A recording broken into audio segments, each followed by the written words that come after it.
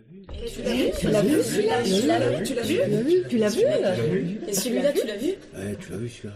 Ah mais tu l'as vu? Tu l'as vu? Tu l'as vu? Alors, tu l'as vu?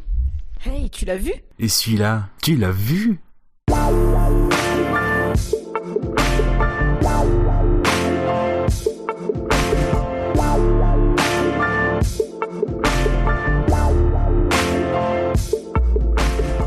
Bonjour à toutes et à tous, bienvenue dans un nouveau numéro de Tu l'as vu. Je suis Gravelax, je suis accompagné de Papa Goubida, alias Goubi, je préfère. Goubi, ouais, voilà, on va faire plus court. C'est mignon. On va faire plus court, Goubi, c'est mignon. Et bien sûr Kaza.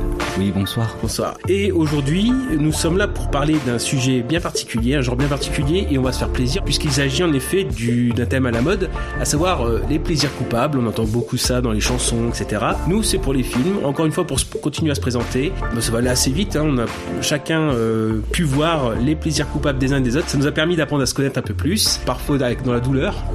On en reparlera. Voilà. Et donc oui, je vais pas faire plus long, beaucoup plus long. On est ensemble. Donc comme chaque semaine, du moins pour les émissions qui consistent à se présenter par les différents genres, on va tirer au sort puisque on ne sait pas du tout l'ordre de l'émission. Et puis donc on va tirer au sort. Donc entre 1 et 3, Goubi, donc. Je vais choisir le 2, le juste milieu, comme on a l'habitude de le faire. On va parler de grands films aujourd'hui. Un grand film. Dire, ouais. Ah, ça va être une superbe émission. On commence avec mon préféré, Les Visiteurs 2. Les Visiteurs 2. Casa. Oui. Donc bon. Oui, mais j'ai pris ce film parce que déjà je savais très bien que vous venez. En fait, je suis entouré de personnes qui n'aiment pas Christian Clavier, et donc du coup, moi je fais partie des fans. Enfin, en tout cas, j'aime l'humour de Christian Clavier.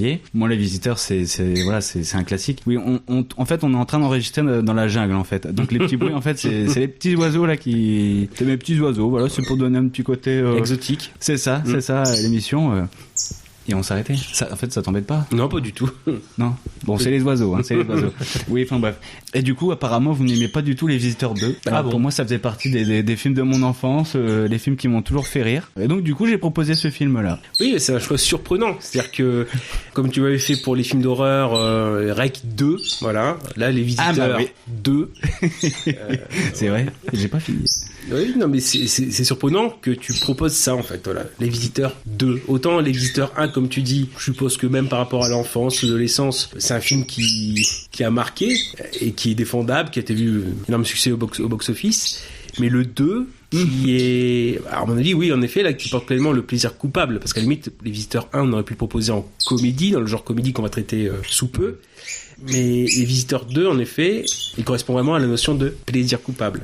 Mais après, j'ai pas parlé des Visiteurs 3 en Amérique, ni des Visiteurs La Révolution. D'accord. Parce que là, La Révolution, on est bien d'accord. Ouais. Et c'est justement quand on a ces deux dernières références en tête que on peut réévaluer justement Les Visiteurs 2. Et j'ai bien fait mon travail. Moi, j'ai revu Les Visiteurs 1. Parce que je l'avais pas revu depuis les années 2000, je pense. Les Visiteurs 2, je ne les avais pas vus à la sortie, je les avais pas vus du tout. Et ces circonstances ont fait que j'ai pas recroisé la route de ce film. Visiteurs en Amérique, pas du tout. Alors, que j'ai vu en accéléré. Voilà, moi, ça va en flash éclair. Et enfin, je me suis quand même dit, dans la foulée, je fais Les Visiteurs 3, La Révolution. Et ça permet justement de réévaluer Les Visiteurs 2. Alors, je sais pas si on en fait rapidement un résumé. Oui, en fait, je vais faire comme avec Rec. C'est la suite directe du premier. Oui, direct. Voilà. Et non, en fait, c'est bien compris, c'est Jacques-Henri Jacquard, qui est le descendant de Jacouille, qui se retrouve. En fait, c'est Jacouille au début qui fait croire à Godefroy, c'est avec lui qui est retourné dans le passé, enfin dans le Moyen Âge. Alors qu'en fait, c'est Jacques-Henri Jacquard. On commence l'épisode avec Jacques-Henri Jacquard qui se retrouve au Moyen Âge et il se demande où il se trouve, dans quelle bine s'il s'est trouvé. Et donc voilà, ça a commencé comme ça. Tranquillement. Moi, les résumés, c'est vraiment accrocheur. De toute façon, tu peux pas en dire grand chose de plus. Le scénario est quand même pas terrible. Allez, première punchline, il va y en avoir beaucoup aujourd'hui. Oh, bah, c'est vrai que ton scénario à toi. Enfin, bref, on verra. Par contre, je peux vendre le film à ceux qui ne l'ont pas vu. D'ailleurs, je pense qu'on peut faire ça comme ça. On peut tous essayer de vendre son film. Mais je t'en prie. Certains vont avoir du mal, je pense. Mais, non. Mais en fait, Les Visiteurs 2, c'est pour les personnes déjà qui aiment notamment Christian Clavier. Ouais. Et surtout l'humour de Jacouille. C'est sûr que c'est un film qu'il ne faut pas voir avec un volume très élevé au niveau de la télé. Je veux dire. Ah oui. Ça fait que crier, c'est sûr. Oui. Mais moi, c'est ça qui me fait rire, c'est les personnes qui voilà, c'est une folie ce film. Enfin, dans tous les sens, ouais. C'est crier et casser, par exemple. Oui, c'est ça. C'est ça. De casse. C'est ça. Mais bon, voilà. Donc on a Muriel Robin. Voilà. Faut en parler. Ouais. Faut en parler de ce qui peut être entre guillemets un problème Muriel Robin, dans le sens où elle reprend le rôle de Valérie Lemercier et qui a un rôle très marqué. C'est-à-dire que forcément, elle n'a pas pu installer vraiment son jeu. Valérie Lemercier le reconnaîtra aussi quelques années plus tard. Elle ne blâmera pas Muriel Robin en disant bah oui, ça a été la mission la plus casse-gueule pour une actrice de se remettre dans les pas d'une autre, surtout que Valérie Lemercier, quand elle a son personnage de bourgeoise qu'elle a beaucoup décliné, c'est un personnage fondateur puisque elle reprend à peu près ce qu'elle faisait dans la série qui l'a fait connaître, à savoir la série Palace. Elle avait un rôle qu'on appelle Lady Palace, qui fait les leçons de bonne manière. Et finalement, c'est comme si on demandait à un acteur qui reprenne le rôle d'un personnage, d'un autre acteur qui a un personnage phare en fait. Oui. Je sais pas, moi, comme si, je sais pas, on demandait à Clovis Cornillac de reprendre le rôle de Christian Clavier dans Astérix. Par exemple. Oui, non, mais il y a ça, on peut prendre ça, le fait que, je sais pas moi, Clavier doit faire du Brise de Nice. Oui. C'est-à-dire que voilà, c'est forcément, Muriel Robin n'a pas eu beaucoup de marge de manœuvre. En fait, en effet, ça a été un des rôles les plus durs à reprendre. Pour ma part, je pense qu'elle s'en tire bien quand même. Elle s'en tire bien, mais encore une fois, c'est très, même dans le rôle, c'est très serré parce que ce qu'on lui donne à jouer aussi, c'est pas fameux. Donc je trouve justement que Muriel Robin, c'est l'une de celles qui joue moins bien dans le film parce que ça fait vraiment pas naturel. On sent vraiment qu'elle essaie, comme disait Gravelax, de reprendre un rôle qui au départ n'est pas à elle. Et ça se voit parce que dans sa façon de jouer, déjà elle joue un rôle qu'elle a pas l'habitude de jouer, et du coup ça sonne totalement faux et ça en devient presque insupportable. Moi je trouve que ça me fait rire parce que justement elle en joue et on sait que le personnage est déjà c'est vrai que Valérie Lemercier avait ce côté naturel dans son personnage, alors que Muriel Robin en joue. Et moi ça me fait rire parce que c'est déjà un personnage qui est très oh les oiseaux là, on se calmer. Bon, on va sortir le fusil. Oui, donc je disais, Muriel Robin en joue et son personnage est déjà on va dire haut en couleur. C'est vraiment le côté bobo. C'est pas gênant. Enfin pour moi ça m'a pas gêné parce que pour moi ça accentue l'humour. Tu vois, c'était vraiment une satire du personnage, du stéréotype bobo quoi. Donc c'était pas moi ça m'a pas gêné. Et au contraire par rapport à Valérie Lemercier, Muriel Robin rajoute un débit de parole incroyable en fait. Mais qui est copié sur celui de Mercier. D'ailleurs, ce que j'ai noté, ce que je revois mes notes, c'est elle passe le film pour moi avec une patate dans la bouche. Ne crachez pas maintenant, je vais passer le regard, le gars, impec. Ouais. J'avais même marqué, Muriel Robin doit enfiler un costume serré. Elle n'a pas vraiment encore une fois je le dis, de marge de manœuvre pour s'exprimer. C'est bien dommage. Et par contre, moi, c'est ce qui m'a étonné dans le sens où, comme j'ai revu aussi le premier Visiteur, finalement c'est l'effet de redite. Pour moi, les Visiteurs, c'est vraiment le Christian Clavier Origins. Celui qu'on connaît maintenant, en fait, il a son origine dans les Visiteurs. Oui. Parce que forcément, il a eu heureusement un jeu plus varié avant. Le phrasé hystérique, le phrasé dédaigneux, quand il a le côté jacquard, et puis qui va décliner par la suite. Il faut aussi parler de la réalisation de Jean-Marie Poiret, qui est très épileptique. C'est-à-dire que c'est, pour lui, sa recette, comme les premiers Visiteurs avaient eu du succès, il avait attribué ce succès au montage un peu épileptique, très coupé, très cut. Ouais. Le rire vient du tac tac tac, ça c'est très rapide. Et en fait finalement il va décliner ça tout le temps. C'est encore plus grave c'est décuplé dans les Visiteurs 2. Pour lui c'est une efficacité de cutter à mort, etc. Avec notamment le grand angle ou la trouvaille avec aussi pour faire peur quand on voit Godefroy Montmirail et Jacouille qui font un dernier au revoir avant dans le 1 aux enfants. On a la caméra grand angle et c'est repris dans le 2 quoi. Donc il y a beaucoup de choses, c'est ça le problème dans le 2, c'est qu'il y a beaucoup de redites. Oui. Après, c'est sûr que c'est un film pour les fans. Moi étant fan du premier, dans ces cas-là, en fait, oui, on est un peu, justement, sur le plaisir coupable de revoir des choses qui nous ont fait rire dans le premier, tout en élargissant un petit peu l'humour et l'univers, quoi. Et c'est ce que ça vous gêne pas? Non, mais ça va aller. Ça va? C'est pas tout le temps, c'est bon. C'est pas tout le temps. Moi, j'ai l'impression de tout le temps d'entendre des Enfin bref. Oui, donc c'est pour élargir l'univers. Non, franchement, attends, je vais fermer le rideau. Je crois que c'est pour ça. Ils aiment pas la lumière. Pardon, excuse-moi. Non, vas-y, dis.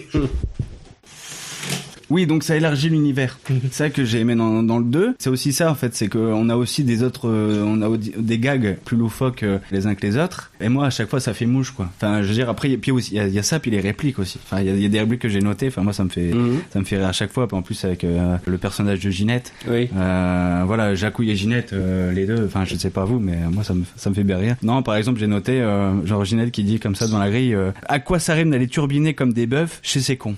Ils sont devant, et ça mais en fait, avec son ton, à elle, donc, du coup, bon, voilà. Bah, après, Madame Béatrice à Poufias, voilà, c'est tordant. Non, on va retourner chez cette bonne maîtresse, on fera dur labeur pour elle en échange, elle nous donnera bonne pitance et bonne protection. Dame Béatrice, aimable comme elle est, elle va nous virer, c'est une poufiasse. Une poufiasse? Oui. Ouais, la poufiasse. On va chez Dame Béatrice, la poufiasse. Puis après, j'ai aussi une mention spéciale pour le dentiste, le mari de Béatrice, qui est joué par Christian Bugeaud. Et lui, il joue bien ce côté genre Chris Donner, quoi. Il en peut plus, quoi. Il en peut plus, mais il sait très très bien jouer. Il est juste, en fait, dans son jeu. Ah, moi, c'est un des acteurs à sauver. Hein, il a une partition, lui, alors pareil, qui dans la première, elle est fluide parce que c'est la première fois qu'on l'entend. Et là, il y a un petit peu de redite. Alors par contre, c'est vrai que tu as raison dans le sens où ça élargit l'univers, dans le sens où ici on a le décalage inversé avec les personnages contemporains qui sont renvoyés comme Jacquard et Jean-Pierre aussi au Moyen-Âge. Donc on a un décalage, oui, avec les loups, les ours, l'esclavage, le langage, l'hygiène qui sont très mis en avant. Par contre, pour le personnage de Ginette, moi je l'ai trouvé beaucoup plus désagréable dans ce film-là. Oui. Alors désagréable dans le sens, la partition de Marianne Chazelle est toujours la même, elle est toujours juste. Par contre, c'est le caractère, le personnage de Ginette que je trouve beaucoup plus intéressé. Une fois que Jacouille il a de l'argent, etc., il dépense, ils ont la grande vie. Donc je l'ai trouvé moins attachant en fait. Il y a ça qui pose un peu souci. Par contre, je l'ai placé sur le fait d'une idée qui a été reprise. Et s'il y a eu beaucoup de financement aussi, c'est par les placements de produits. Que sur le 1 ou le 2, il y a énormément de placements de produits. J'ai noté, moi, voilà, on a Intermarché, on a Itinéris, Crunch de chocolat, Crunch. Du miel, je me régale le gosier. Oh, c'est pas du miel, c'est du chocolat. Ça fait au moins le 10e crunch que tu ne goiffres en 5 minutes. Tu vas nous faire un ictère de foie, hein? Le crunch chocolat, vive le chocolat. KFC, Moët et Chandon pour le champagne, Dalloyau c'est le traiteur. Tous les placements de produits, le 1 c'était pareil, qu'est-ce qu'il y avait que ça. Le 3, il y avait, avec la Révolution, il y a Cash Converters par exemple, qui a pas trop de sens parce que en 90 ça n'existait pas trop. Oui, voilà, ce qui fait que il y a quand même des scènes à sauver. C'est pas la question, c'est l'effet de répétition. Alors c'est vrai qu'il y a quelques variantes, mais on est toujours sur la même logique de le rire par les cris, par l'hystérie, par le fait de détruire. Le processus de destruction, il est énorme dans ces films. On peut penser à la scène du couple, la scène des pompiers, voilà. Et finalement, il y a une première partie où on a vraiment une redite parce que au lieu d'élargir l'action, je sais pas moi, à d'autres villes, etc., on se retrouve dans la maison encore une fois de Béatrice et Jean-Pierre pour finalement un petit peu redire ce qu'on a dit au début, parce que finalement la maison elle a commencé à être endommagée dans le premier. Il y avait une inondation. Là, c'est pareil. Là, on dirait qu'il termine la destruction de la maison, quoi. C'est ce processus-là aussi. C'est le rire par la destruction, le rire par l'hystérie, le rire par les cris, par le décalage par rapport au langage, quoi. Après, on sent bien, par contre, le décalage entre le temps, l'époque contemporaine, et le Moyen-Âge. Ouais. Ça, par contre, c'est super efficace. Quand on est au Moyen-Âge, on sent vraiment la passion, en tout cas, du réalisateur pour l'histoire, en tout cas, pour cette époque notamment. On est tout de suite au Moyen-Âge, vraiment. On est tout de suite baigné dans le Moyen-Âge. C'est ça, c'est un des seuls points positifs que je dirais, profites-en, parce que je vais vraiment pas en dire beaucoup. Et l'une des seules choses que j'aime en fait dans ce film, puis déjà dans le premier de toute façon, c'est par exemple le décalage de langage entre ça, c'est respecté parce qu'il y a beaucoup de films comme ça justement qui jouent sur les temporalités, les différentes époques historiques, et le problème du langage il se pose pas, enfin ils s'en foutent quoi. Et là vraiment ils le prennent bien en compte, ils en jouent beaucoup. Ça pour moi c'est positif. Bon, c'est tiré du premier, c'était déjà comme ça dans le premier, donc c'est que là aussi c'est de la reprise quoi. Mais là le langage est beaucoup plus poussé du coup. Ouais. Je tiens à dire que dans la VHS c'est sous-titré par moment. Ah ouais. Ouais. Ah, je savais pas. Pour te dire qu'il y a quand même une recherche dans le langage, et c'est c'est un plus dans l'immersion. Même encore maintenant, je trouve qu'on fait pas beaucoup de films comme ça. C'est audacieux, c'est un pari audacieux. Ils sont allés plus loin, en tout cas, c'est ce qu'on leur demande. Quand tu fais une suite, c'est ce que tu demandes aussi, c'est d'aller plus loin dans une idée, même si c'est bon. Si l'humour ne vous plaît pas, au moins dans l'idée le rapport entre le Moyen-Âge et l'époque contemporaine. Et là on est vraiment plongé dans le Moyen-Âge, on revient comme ça après dans l'époque contemporaine, et on voit le parallèle entre ces deux époques, et pourtant si éloigné, mais on est dedans quoi. Et donc du coup ça rajoute de la crédibilité à l'histoire. Mais ouais, de toute façon pour moi c'est ça le principal problème. Bon là en plus on est dans l'émission sur les plaisirs coupables, donc c'est sûrement l'émission la plus subjective qu'on va faire. Mais le principal problème qui fait que j'ai détesté le film, c'est vraiment par rapport à l'humour, et c'est ça. Mais l'humour c'est peut-être la caractéristique la plus subjective au cinéma et partout ailleurs. C'est sûr. Et moi voilà, c'est personnel, j'ai pas aimé Les Visiteurs 2. Faut savoir que déjà le premier j'en suis pas fan, alors qu'il est considéré comme ultra culte. Ouais. Moi déjà le premier me fait pas spécialement marrer, peut-être un peu plus quand même, mais je suis déjà pas. Est-ce que tu aimes Christian Clavier? Mais non, justement, voilà, je le déteste. C'est pour ça, ouais. Je le déteste, et là je l'ai trouvé encore plus insupportable, surtout quand il joue le personnage de Jacquard. Encore Jacouille, ça peut aller, il arrive à me faire sourire de temps en temps, mais Jacquard, je ne peux pas. La façon dont il parle, j'ai l'impression d'entendre Stéphane Bern sous cocaïne, et ça m'énerve. Donc je peux pas le supporter, et c'est pour les mêmes raisons que j'ai pas supporté Muriel Robin non plus. Ouais. À la limite, celle qui arrive quand même à me faire rire de temps en temps, justement, c'est Marianne Chazelle, et bon, c'est là aussi super forcé et super caricaturé, mais à la limite, elle arrive encore à peu près à me faire rire, mais voilà, c'est purement subjectif. J'aime pas l'humour, il m'a pas atteint, puis j'aime pas le jeu des acteurs, mais ça c'est pareil, c'est une réunion d'acteurs et d'actrices que j'aime pas. Muriel Robin, bon, elle m'a fait rire dans un sketch ou deux, mais sinon je l'aime pas. Christian Clavier m'a jamais vraiment fait rire. Jean Reno, c'est pareil, j'ai toujours eu du mal à comprendre le succès de Jean Reno. Mais Jean Reno, il est chevaleresque. Enfin, c'est un chevalier. C'est Godefroy, quoi. Mais dans la carrure et dans le physique peut-être, mais dans le jeu, mais moi, il est parfait dans ce film, justement. Ah, moi non, j'ai vraiment du mal. Autant on peut cracher sur le jeu de Jean Reno dans certains films, mais dans Les Visiteurs, dans son charisme dans son personnage de chevalier, dans sa posture de chevalier, c'est nickel en fait. Je suis pas convaincu du tout. C'est bizarre. Tu verrais quelqu'un d'autre à sa place? Ouais, bah alors là j'ai pas de nom à te donner comme ça, parce que j'ai pas. Bah tu vois, à la limite, je suis sûr de Depardieu, moi il m'aurait peut-être plus convaincu que Jean Reno. Mais faut dire qu'on est dans ces années-là où entre Les Visiteurs 1 et 2, il y a eu quand même eu Les Anges Gardiens. Oui. Donc, voilà. Donc ce qui fait que Depardieu, il était quand même dans le poiréverse entre guillemets. Il aurait pu. Voilà, c'était l'époque quand même un peu svelte, du moins plus svelte que maintenant. Oui. Mais non, moi c'est le fait, je viens de vérifier, c'est le fait aussi que le film, il y a 3 fois plus de budget que le premier. On dit 50 millions de francs, c'est 7 millions et demi. Et là on est à 140 millions de francs pour le deuxième. C'est quand même le film 3 fois plus de rôles pour Clavier, peut-être pas autant, mais il y en a un troisième et un quatrième rôle. Son cousin, c'est Prosper le Purinaire. Ouais. Et après donc pour la scène finale. Ensuite 3 fois plus alors c'est l'humour de l'époque aussi. On pense à la scène du Sarrasin, le postier, qui était reprise du premier. Voilà, on le retrouve aussi encore une fois. Après il y a quand même quelques moments sympathiques dans ce film quand on enlève tout ce qui est redite. Alors moi c'est bizarrement parfois par des seconds rôles. Il y a le couple formé par Sylvie Joly et Jacques François. Jacques François, moi c'est un acteur un second rôle que j'adore beaucoup dans les années 70-80, qui a toujours ce côté pincé, etc. Et donc là moi c'est une scène où j'ai eu de la tendresse en fait, mais les voir un peu évoluer comme ça en couple bourgeois qui finalement sont toujours en train de critiquer, mais quand ils doivent passer à l'action, ils s'engueulent parce qu'il y a personne qui fait rien. Arrête! démarrez. Maurice, les marteaux sont dehors. Arrêtez de gueuler, saucisse. On me stresser, espèce de noix. Alors Roger Dumas vite fait dans le rôle du joaillier en fait. Mais bon, parce qu'il avait tourné avec Belmondo dans L'Homme de Rio dans le Marginal. Et après il y a tout ce qui est on n'est pas encore dans la scène qu'on a préférée, on va dire, parce que j'ai pas pour Goubi s'il y en aura une. Il y en a une quand même. Ah quand même, oui. Quand même.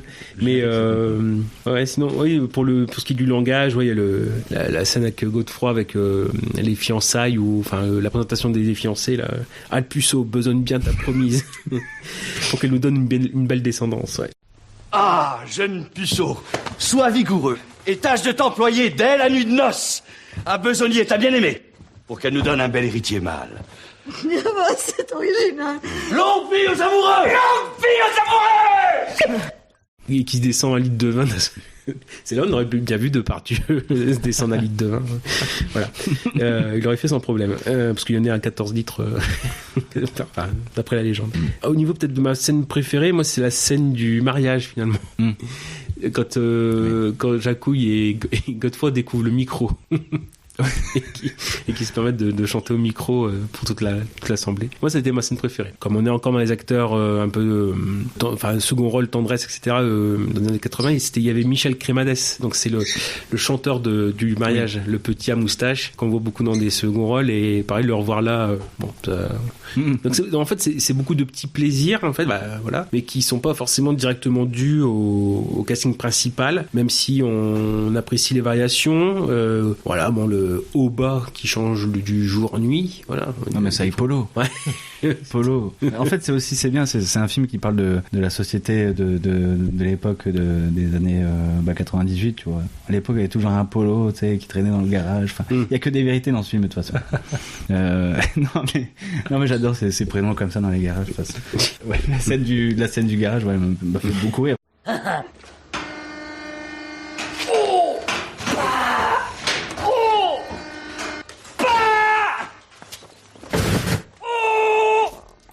Monsieur Henri, venez m'aider à porter la batterie qui est énorme.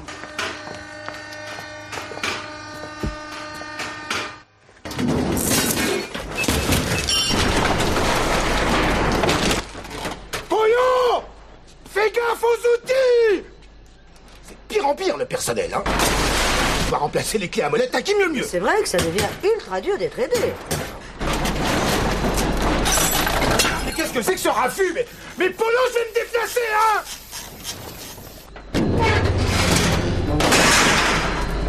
Mais Polo, mais qu'est-ce que t'as fait? Mais... Enfin, c'est le genre d'humour que j'affectionne particulièrement, donc j'assume, oui. Alors, de toute façon, quand on voit les deux films dont on va parler après, on est mal placé pour juger. Ah, voilà. Surtout un film. Préparez-vous. Ouais. Non, donc Goubi, ta scène préférée Oui, bon, il y en a une qui m'a quand même fait rire, j'avoue, c'est la scène du téléphone où il y a la femme qui est en train de parler au téléphone avec Jacouille, qui croit parler à un ami du mari, alors que bon, pas du tout, mais bon, j'avoue, cette scène-là m'a un peu préféré. Bah, c'est comme je disais, quand le clavier joue Jacouille, ça passe. C'est vraiment quand il joue Jacquard que je peux pas le supporter. Quand il joue Jacouille, bon, il arrive à me faire sourire de temps en temps, et notamment dans cette scène-là. Je me rappelle même plus des répliques, hein, mais je me souviens en tout cas que j'ai ri devant cette scène-là. Non, moi, ma scène préférée, c'est celle de l'arrivée des pompiers, quoi. Ah oui. Enfin, la télé qui explose, et puis pendant ce temps-là, il y a la femme qui est dans... Avec une haine des boys band. Ouais, ouais, puis surtout la boîte à troubadour. Non, mais pendant ce temps-là, en fait, il y a le mari dentiste qui s'occupe d'une patiente. Et oui, la télé explose, le salon prend feu, et lui, pour éteindre le feu, il a l'idée du siècle en l'éteignant avec de la vodka. Du coup, et puis couper l'eau, quoi. Ah, le couper l'eau, il était rigolo, c'était vraiment une bonne originalité. Enfin, c'est des gags en fait qui s'enchaînent à une vitesse infernale, et du coup non, j'assume. C'est pour moi, ça reste un super film, comme on n'en fait plus dans la comédie française. française actuellement. Voilà. On en fait encore quand même. Il y a quand même un angle original, veut dire le fait de ce voyage dans le temps. Alors même si ça fait peut-être quelque chose d'étroit, mais finalement ça fait quelque chose aussi un univers très spécial, bien à eux, bien aux visiteurs. Tandis qu'après il y a beaucoup de comédies peut-être actuelles qui sont assez interchangeables. Voilà, après il faut vraiment un angle ou une vision d'auteur, parce que c'est pareil aussi. Il faut penser qu'il y a la comédie, c'est le genre le plus compliqué quasiment au cinéma, parce que c'est un genre où le rythme est primordial et ça demande quelque chose de très millimétré. Quand on pense à Francis Weber, c'est un maître du rythme et même du ton. Des fois il fait plusieurs prises pour que ça tombe pile dans le ton qu'il souhaite. Tourner des comédies avec lui, c'est un enfer pour les acteurs, à moins vraiment de le pratiquer fortement. Vraiment c'est une question de rythme, et là le fait d'avoir un univers à eux, c'est quand même à saluer. Je vais quand même taper le 3, donc je peux en parler un petit peu quand même. Ah oui, non, par contre celui-là je peux pas. Mais voilà, mais moi je voulais voir vraiment jusqu'au bout. Puis encore une fois, il y a des émissions comme ça où il y a peut-être des films que soit on a mis du temps à voir, on dit on repose sans cesse et c'est l'occasion de les revoir. Là pareil, Visiteur 3, je dis si je ne profite pas de cette occasion-là pour le voir, je le verrai jamais ou dans très longtemps. Et puis en plus ça avait une cohérence, quoi. Donc là pour la Révolution, c'est déjà c'est le générique déroulant à la Star Wars, le premier. Bon voilà, on a compris. La première vision, parce qu'on est quand même en 2016, donc c'est 18 ans je pense, parce que les Visiteurs 2 c'est 98, donc 18 ans après les Visiteurs 2, moi une des premières impressions c'est ils ont bien mangé. Quand on voit arriver Jean Reno et Clavier, ils ont bien mangé. Après l'avantage c'est que ils ont bien mangé aussi bien physiquement que au niveau de l'âge. Bon, c'est ce qui semble logique. Après le vieillissement il est expliqué dans le film, disant que c'est comme ils sont à la Révolution, le temps passe plus vite et une semaine c'est comme si c'était 10 ans, donc c'est pour ça qu'ils se prennent 20 ans en 2 semaines. Après on est toujours avec les placements de produits, Franck Provost, Cash Converters, ça je l'avais dit.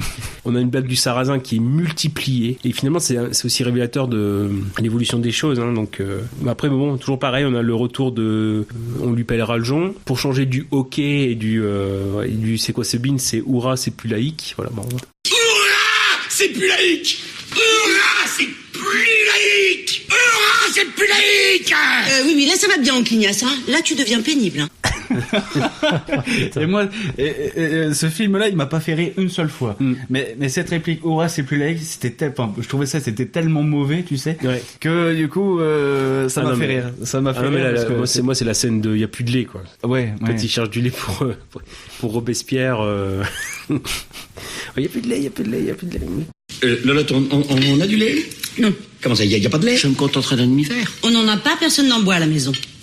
Il n'y a pas de lait ici. Non mais c'est fou ça, il n'y a pas de lait. Il n'y a pas de lait pour Robespierre, mais quelle fausse note. Enfin, comment peut-on avoir une maison dans laquelle il n'y a pas de lait? Mais tu n'as qu'à descendre dans la rue et regarder s'il n'y a pas une vache qui passe. Si c'est ça, je vais descendre dans la rue en pleine nuit pour trouver une vache. Non mais j'ai rarement entendu de telle charlette. Mais il n'y a pas de lait. Excuse-nous, c'est scandaleux. Il n'y a pas de lait. Je ne vais pas te laisser sans lait. Je vais en trouver du lait. Crois-moi. Bon. Il n'y a pas de lait. Où vas-tu l'accusateur? Tu as l'air paniqué. Je vais chercher du lait. Prune, j'ai absolument besoin de lait. J'en ai plus, j'ai fait mes entremets avec. C'est invraisemblable, il n'y a plus de lait dans cette turne. C'est un immeuble où il n'y a pas de lait alors. J'en trouverai où du lait? La vache elle est passée ce matin. Et maintenant la vache, elle dort. La vache dort maintenant. Mais pourquoi elle dort la vache? J'y crois pas. Il n'y a personne qui a du lait dans cette rue. Il n'y a plus de lait dans Paris. Par contre c'est vraiment dramatique. Enfin moi j'étais triste en fait. J'étais triste pour l'univers qui était les Visiteurs, parce que ils auraient pu se contenter du premier et du deuxième. J'étais triste de ne pas au moins sourire en fait à ce film. Ça aurait pu être très bien un drame historique en fait. Ah oui, tout à fait, mais ça aurait été très bien. Après je ne sais pas aussi, c'est le fait que ça n'a certainement pas été fait pour ces raisons-là, mais après les Visiteurs en Amérique, Poiret et Clavier ont été en froid. Et finalement, le fait de se retrouver, même quelques années après, sur un film ou un thème qui les a fait connaître, qui les a rassemblés, même si le film n'est pas forcément très bon, on peut se dire, humainement, ça fait une réconciliation. Donc il y a parfois des films qui sont pas forcément faits pour des bonnes causes au niveau des spectateurs, par exemple, mais qui en coulisses peuvent être, puis surtout, il faut aussi penser que c'est une période où Clavier était, et il l'est toujours, bankable un petit peu. Après, dans toutes les comédies qu'il a fait, forcément, il y en a qui marchent plus ou moins, mais ça reste un acteur qui... Ouais, on va dire s'il fallait faire un Visiteur 3, c'était le moment. Voilà, ça semblait justifié. Plutôt qu'un énième rôle à bras ouverts ou un film un peu moins recommandable. Bon, ça faisait plaisir de retrouver ça. Après, voilà, forcément, ça parle peut-être forcément moins des ados qui fréquentent le cinéma actuellement, parce qu'il faut rappeler que beaucoup le cinéma actuel, la grande majorité des films sont faits pour les ados. On veut pas se couper de cette cible. Ce qui fait que maintenant, si on prend quelqu'un qui est né en 2000, le Visiteur, ça lui dit pas forcément grand-chose, quoi, ou bien... Oui, mais c'est pour ça, il est préférable de regarder les premiers que... Les premiers, oui.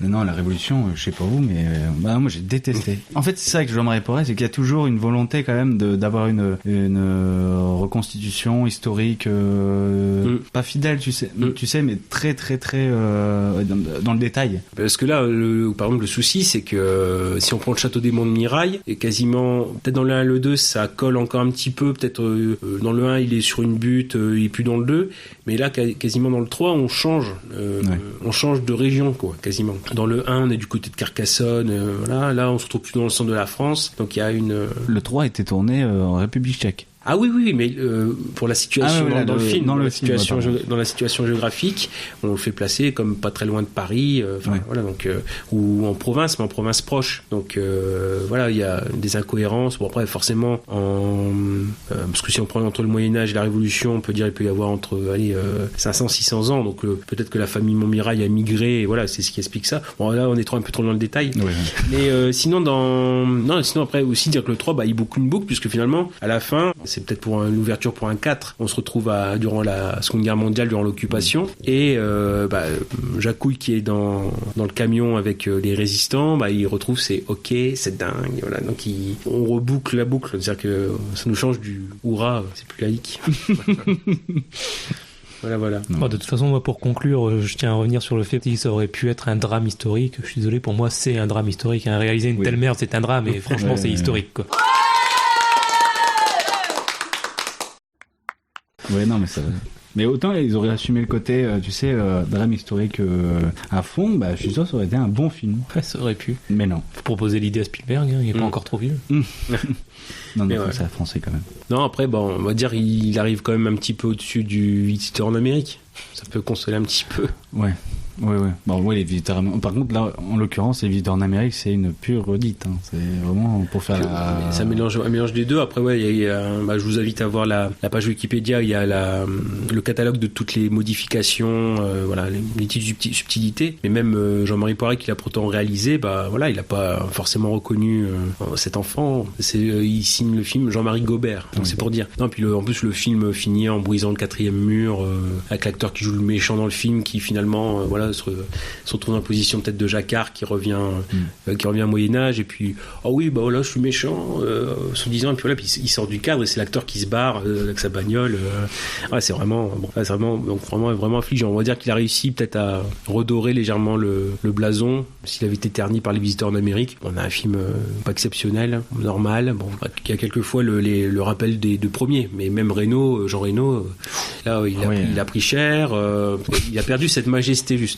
Oui, je suis tout à fait d'accord avec toi, oui.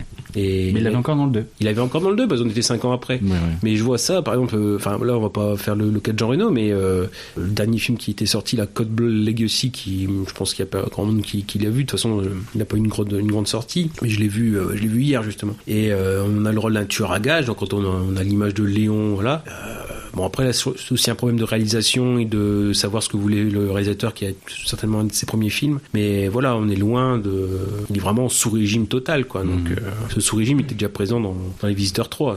On a l'écho lointain de Hubert Montmirail. Mais ça à prendre. Mais c'est bon, après, plaisir coupable, tu l'as pleinement justifié. Il n'y a pas de problème. Est-ce qu'on peut passer à la suite? Je pense qu'on a bien fait le tour. Mais tout à fait. Oui, tout à fait.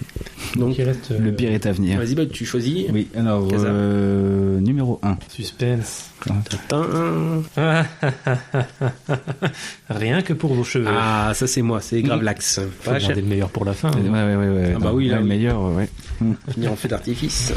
Voilà, donc oui, rien que pour vos cheveux, donc de Dennis Dugan, donc de 2007. Don't Mess with Zohan, en version originale, ne déconnez pas avec le Zohan. Parce qu'en effet, donc c'est un film avec donc Adam Sandler principalement et John Turturro par exemple aussi, on peut le citer. Et donc qui raconte raconte l'histoire de Zohan, donc qui est un super agent du Mossad israélien, qui donc vraiment a des super capacités à tous les niveaux, combat, esquive de la mort, etc. Et qui en effet a son principal adversaire qui est le Phantom, joué par Don Turturro, donc dans le camp palestinien. Et finalement, ce super agent, il s'aperçoit que tout ce qu'il fait pour remplir ses missions avec succès, finalement ça ne sert plus à grand chose, ça ne sert pas à grand chose, puisque à peine il arrête les méchants, qu'ils sont relâchés, qu'il faut échanger contre des agents israéliens qui ont été capturés. Donc finalement il en a un peu marre, il se dit que c'est assez vain de rester dans l'armée, et en secret il a un rêve, c'est de devenir coiffeur pour rendre les cheveux soyeux comme la soie. Voilà. Et donc il va organiser et maquiller sa mort pour pouvoir, donc par le fantôme, pour pouvoir partir aux États-Unis et accomplir son rêve. Alors bien sûr avec des références, le seul livre qu'il est, c'est d'un grand coiffeur américain mais des années 80, donc des coupes très années 80, très brushingées, voilà par exemple. Et donc il va faire sa nouvelle vie aux États-Unis, mais peu à peu des anciens ennemis vont le reconnaître et peut-être troubler sa nouvelle vie. Voilà. Donc c'est le pitch. Et pourquoi j'ai choisi ce film-là? Je vais essayer de le défendre un petit peu. C'est un film que j'ai vu lors de sa sortie. C'était dernière semaine d'août 2007. Il était sorti donc le mercredi, et le mercredi à 14h30, qu'est-ce que je vais aller voir? Ah tiens, ça a l'air rigolo, je vais aller voir Rien que pour vos cheveux. 14h30, première séance, voilà, donc vraiment la bidonnade. Et au soir, il y a un ami qui m'appelle, tiens, j'irai bien au cinéma, j'ai vu un film marrant cet après-midi, finalement je vais aller le revoir une deuxième fois dans la même journée. Quel courage. Ouais, quel courage, comme tu dis. Non mais moi j'ai beaucoup aimé, puis on avait bien rigolé aussi. Je l'avais conseillé, ils avaient rigolé. Finalement à l'époque c'était une époque aussi où on téléchargeait, donc finalement il était disponible en VF québécoise. Donc le lendemain, le jeudi, je le regarde, je le montre à ma copine de l'époque le vendredi soir, qui veut finalement aller le voir en VF, en version française métropolitaine. Donc ce qui fait que je l'avais vu 5 fois. Et il y avait la veille de pré-rentrée, le dimanche soir, quand il faut remplir etc. C'est agenda pour la future rentrée. Allez hop, je me le suis mis une 7e fois. Donc voilà, donc pour moi c'est le film qui m'a accompagné et qui par son sens du délire, voilà, il y a plusieurs types de délire qui moi je le trouve assez épatant. Du coup t'as reçu un peigne collector ou non pas du tout, mais est-ce que t'as fait une cure de désintox juste après? Après ça a été un petit peu mieux, mais par exemple aussi il faut rappeler que par exemple Adam Sandler, je suis très mitigé, c'est-à-dire que dans sa filmographie il y a beaucoup à prendre et acheter. C'est quelqu'un qui vient du stand-up, donc il y a beaucoup de films qui sont très américains, c'est-à-dire qui nous parlent un petit peu moins en France. On pense à Waterboy, c'est la personne qui apporte on dirait des citrons ou les oranges à la mi-temps, etc. dans le football américain ou dans le baseball. Voilà, il y a des choses qui sont très très marquées américaines et qui ont du mal à traverser la frontière. Et après parfois il y a des films aussi qui sont complètement catastrophiques. Je pense à Jack et Julia qui a essayé de choper et là cette fois de façon très justifiée, une ribambelle de Razzie Awards. Le pauvre Al Pacino, je sais pas qu'est-ce qui a été foutu là-dedans, mais voilà, donc en effet dans Adam Sandler il y a énormément à prendre et acheter. Là pour moi ça va peut-être vous surprendre, mais pour moi Rien que pour vos cheveux c'est vraiment le haut du panier, quoi. Il y a du délire complètement voilà. Mais c'est assumé, dès le départ on est dans un délire assumé. C'est loufoque à souhait, c'est non mais donc mais moi c'est justement dès le départ, franchement j'ai vu les 3 premières minutes de film et je vous jure que c'est vrai, au bout de 3 minutes je mets pause, je regarde combien de temps il reste et je me suis dit oh putain ça va être douloureux, parce qu'en fait les 3 premières minutes je crois que c'est un concentré de tout ce que je déteste dans la comédie américaine. Mais vraiment tout est réuni, tout ce qui ne me fait pas rire en fait dans l'humour américain, tout est concentré dans les 3 premières minutes, et du coup je me suis dit je vais passer un très très agréable moment. C'est un super c'est un peu super héros, tu vois, super héros. Mais il est bien là le problème. Ah non. Non mais c'est ça, dès le début il faut accepter débrancher son cerveau. On sait que ça va être une sorte de McDo, quoi. Ça va être gras, ça va taper en dessous de la ceinture. C'est pas à regarder tout le temps, mais une fois de temps en temps c'est pas mal, quoi, je trouve. Mais voilà, donc, et aussi à noter que la VF, pour moi elle est quand même très bonne. C'est rare, pour des films post 2000, ça commençait, le téléchargement commençait à limiter les moyens du cinéma aussi, où il fallait se dépêcher entre la sortie officielle américaine et la sortie française. Là, je la trouve en plus être assez référencée. Il y a quelques petites références comme il y a un chauffeur de taxi palestinien qui est aux États-Unis et qui en même temps son boulot fait un démarchage téléphonique au volant. Et donc on a à l'époque, est-ce que vous achetez le catalogue des trois ch'tis, parce qu'on était en plein bienvenue chez les ch'tis aussi. Pour les trois Suisses, c'est plutôt, il y a des choses assez référencées, et puis elle est plutôt pas mal la VF, je trouve. C'est Johan qui m'avait parlé d'un salon un peu spécial. On doit demander Monsieur Scrappy. Oui, est-ce que le propriétaire de la carte est présent? Excusez-moi? Alors, j'appelle de la part de votre catalogue Les Trois Ch'tis. Est-ce que ton âge est compris entre 18 et 39 ans? On pourrait discuter tranquille. Tu as poussé une commande. Ça vous ferait rien de raccrocher votre téléphone quand vous êtes au volant? C'est quoi le problème? J'essaie de gagner ma vie, de faire mon travail. Ça, c'est votre travail. Ça, c'est travail aussi. On n'est pas en Irak. Je suis Palestine, je suis pas Irak. Et je ne laisserai aucun bakchich. Et vous êtes une stupide dromadaire. Oh. Et en plus, c'est sur un sujet complètement casse-gueule, qui est aussi les relations israélo-palestiniennes. Donc, moi, je le trouve plutôt correct, quoi, en fait. Et c'est assez pertinent, en fait. Assez pertinent. Donc, il reste très. Dans le sujet. Il y a quand même une réflexion derrière. Il y a quand même une réflexion derrière. Il reste très gentil dans les antagonismes dans les deux camps. C'est beaucoup des vannes entre des Israéliens et des Palestiniens qui sont exilés à New York, dans le quartier, qui finalement vivent ensemble au quotidien hors d'Israël, hors de la Palestine. Et on se trouve que mis à part les différents extérieurs, ils essaient quand même de coexister ensemble, et ça va, c'est beaucoup plus facile. L'existence est beaucoup plus facile puisqu'ils vont se confronter aussi à un ennemi commun, un ennemi qui va les rassembler. Donc à savoir ici, c'est un magnat de l'immobilier qui veut racheter tout le quartier et en faire un immense centre commercial avec des montagnes russes sur le toit, etc. Donc là, il y a un antagoniste commun qui les rassemble. Après, je sais pas pour vous, moi j'ai d'autres choses. Moi déjà, ça a été aussi douloureux pour moi de regarder le film parce que j'ai été traumatisé par les coiffeurs une semaine avant le visionnage parce que moi j'ai voulu tester une nouvelle coiffeuse et bref, elle m'a fait l'opposé de ce que j'ai demandé. J'ai été enragé pendant 3 jours. Donc regarder un film clairement qui parle de ça avec un coiffeur, c'était pas le bon moment. Non, sinon plus sérieusement, t'as eu le même service avec la coupe ou pas? je ne veux plus parler de cet épisode. Si on peut remuer pas le couteau dans la plaie.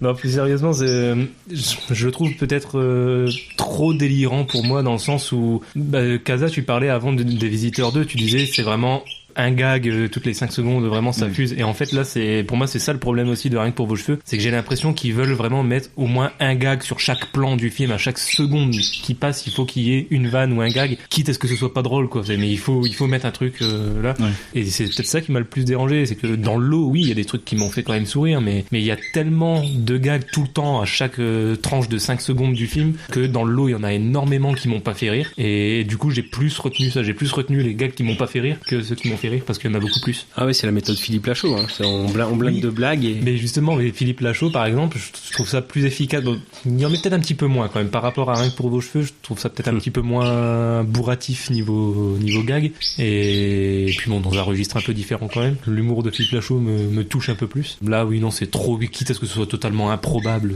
faut tout le temps mettre un gag. Et voilà, quand ça sort beaucoup trop de l'ordinaire comme ça, moi, ça me sort un peu du film. Ah, bon, c'est embarqué.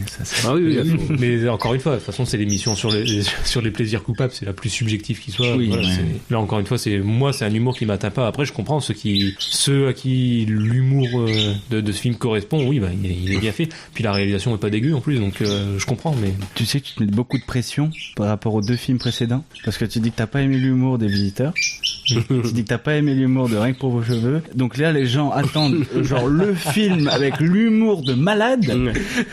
Et on va voir ce qui va arriver. Ah, vous allez pas être déçus. Et voilà, d'accord. Non, mais sinon après là, il y a aussi le fait de poser Mariah Carey comme la déesse aussi. Hein. Ça il y a beau caméo de Mariah Carey. Ah oui. Voilà, il y a un petit pour les nostalgiques. Il y a aussi Henry Winkler, c'est Fonzie dans Happy Days, qui a un petit rôle où Zohan doit jouer le chauffeur pour lui, et il fait des cascades en limousine. Après, moi, il y a aussi la dimension sexuelle complètement décomplexé du film, avec le concept, alors peut-être que t'as pas eu ça et ça tu regrettes, c'est le bang bang coiffure, une coiffure et voilà, bon. Ouais. Mais après aussi après il y a peut-être des maltraitances avec les chats. Ouais. C'est gentil. Ouais, ils se font réunir dessus gentiment et puis voilà. Non, il y a ça, il y a aussi la scène avec son sidekick, vraiment d'infortune aussi, qu'on retrouve beaucoup. Parce que après tout ce qui arrive à sa mère, je pense qu'il a développé un complexe de Deep assez compliqué. C'est aussi le film des doublures, parce que Adam Sandler, il a 14 doublures pour le film. Ah oui. Il y a, parce que en fait c'est par catégorie. Il y a un nageur qui savait faire enfin bon, bien sûr forcément c'est câblé, mais qui savait faire ce mouvement. Il y a le gymnaste, donc ça c'est quand il fait sur le fauteuil entre guillemets. Il y a les danseurs, donc dans la discothèque. Après il y a les noms bizarres, le gros délire aussi avec le houmous qui sert à tout. Voilà, il y a ça. Et puis bon, pareil, les prises spéciales, le bretzel, moi j'aime beaucoup. Et les coups de poing-pied aussi. Moi, c'est pour ça, c'est un film qui est pas trop. Je trouve aussi, justement, c'était peut-être ça aussi le problème, c'est que il y a tellement de gags qu'on peut pas l'accuser non plus d'être paresseux. Ah oui, mais justement, c'est peut-être ça aussi. Et encore une fois, c'est ce que je dis, il a été largement au-dessus de tout ce que Sandler a pu faire avant et après. Ouais, donc c'était au-dessus de ce que Sandler a pu faire dans le registre comique, parce qu'après le registre dramatique. D'ailleurs, il y a un film qui fait beaucoup parler en ce moment. Enfin, il y a une affiche qui est sortie. Cut Games, quelque chose comme ça, où on le voit un petit peu avec des marques de coups de poing, etc. Donc bon, voilà, dans le registre dramatique, il est là aussi. On peut penser à Punch Drunk Love de Paul Thomas Anderson, Funny People aussi, qui est quand même un peu différent, mais voilà, dans le registre dramatique ou plus grave, il est là aussi. Par contre, dans le registre comique, c'est vrai qu'il a des extravagances qui cette fois vont trop loin. Encore une fois, Jacques et Julia, c'est un traumatisme. Là, je suis complètement dedans, et pourtant il y a Cathy Holmes dedans que j'aime beaucoup. Non, mais voilà, mais bon, après il peut y avoir des petites choses un peu plus dans le sens de la tendresse. C'est tout ce qui est comédie romantique avec Drew Barrymore, il y en a quand même pas mal. Avec Jennifer Aniston, le mytho, il y a quelques petits moments à sauver dans ces films-là aussi. Mais là, c'est celui qui est complètement comique, mais qui en met dans tous les sens, un peu trop. Et c'est surtout aussi par rapport au Challenger, quoi. John Turturro, quand même, en fantôme, il est pas mal. Puis même toutes les fausses publicités avec Fantôme qui met la mort à Soran pour le menu Moren Touren, voilà. Je vais juste trouver du travail pour le Soran. Et ça m'énerve que ce fantôme merdique se fait lécher le trou de Soumouk en Palestine. Le trou de Soumouk, c'est quoi? Il a des bons business. Il vend des femmes Foufoun Tarchat. Foufoun Tarchat, ce type? On voit sa face de rat dans tout le pays. Tout le monde il y fonce au fantastique Touchen pour manger comme les héros. Couscous, baklava, délicieux Touchen, Israël chope la gastro. Vous allez être gâtés pourris.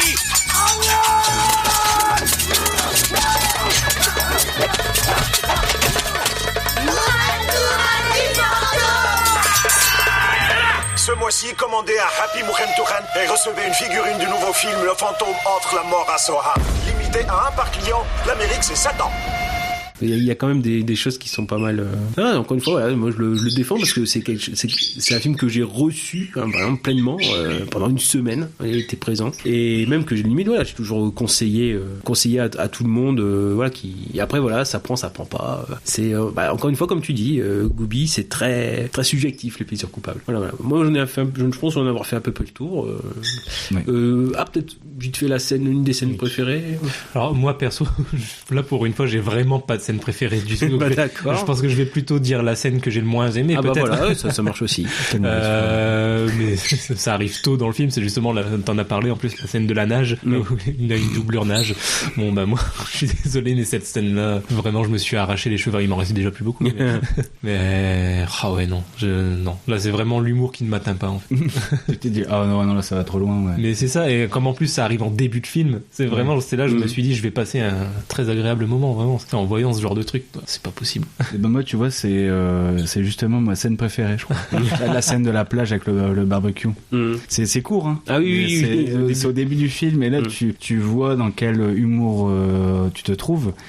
Et là, c'est pareil, en fait, ça s'enchaîne à une vitesse, et puis c'est n'importe quoi. Ça va de plus en plus loin, mais voilà, c'est ça. C'est où tu ris, mais c'est ça, c'est super significatif quand même. C'est que du coup, on parle de la même scène. Toi, c'est la scène qui t'a fait le plus aimer le film. Moi, c'est la scène qui m'a fait le plus détester. Et c'est l'humour. Mais c'est ça justement qui montre parfaitement ce que c'est un plaisir coupable aussi. C'est ça, oui, tout à fait. C'est que c'est souvent extrême, quoi. Ouais, moi, ça aurait été la scène de quand il cherche à se faire embaucher dans les salons de coiffure avant de trouver le sien. Il passe passe notamment par le salon de coiffure pour enfants et notamment d'enfants de 3-4 ans qui ont peur des ciseaux. Voilà, et donc il y en a un qui fait une crise. Voilà, il demande donc de le calmer, donc il lui offre un petit ballon et puis il lui dit surtout bouge pas parce que après la coiffeuse sinon elle va te trancher la carotide. Et la carotide on peut pas recoudre, le sang il pisse partout, tu peux pas. Voilà, donc forcément le gamin pleure encore plus et donc il lui fait une prise du sommeil pour l'endormir, pour que la coiffeuse puisse lui couper la nuque tranquillement et finalement tous les gamins autour